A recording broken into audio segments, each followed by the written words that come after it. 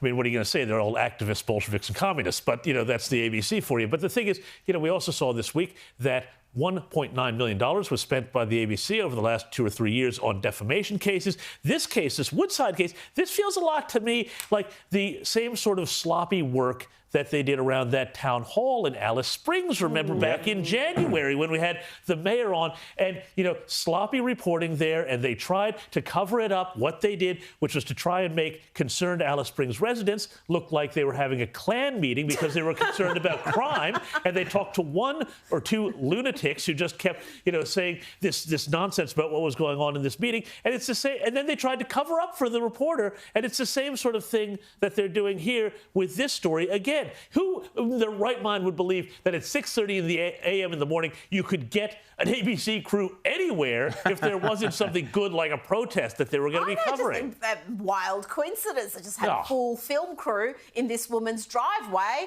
as these climate crazies showed up to terrorise her. Past. Now, let me say to Peter Dutton and the federal Liberals, instead of pussyfooting around with this voice nonsense, make your #1 priority when you win government.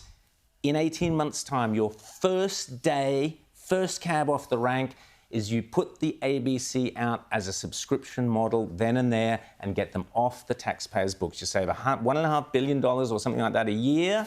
Put them out, subscription model. They want to be like Spotify. They want to be like Netflix. That's great.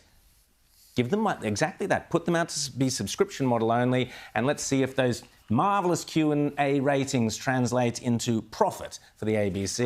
Let's see if Paul Barry can actually draw in anything on his own on a subscription model. I think we know the answer to that. I'm happy for the ABC to be fully funded in the regions where it's not sustainable for commercial They've shut down half the yeah, but that's it. That's where not where they spend their money. It's all about that crowded metro market, digital market. And you know what they did, Rita? You know what they did, Rita? They went and they took all of the newscasting from there. They centralized it in Sydney at Ultimo. And, I'll tell you what, when I reported that they were going to do that, when I found internal correspondence that the ABC was planning on doing this several months ago before they announced it, they lost their ever-loving minds. Their public affairs people put up full-throated denunciations of me. I turned out to be right on this. And, the ABC, again and again and again, they do everything out of this billion-dollar Ultimo fortress, and they are not connecting with their mission. As you say, regions, that's fine. Yeah.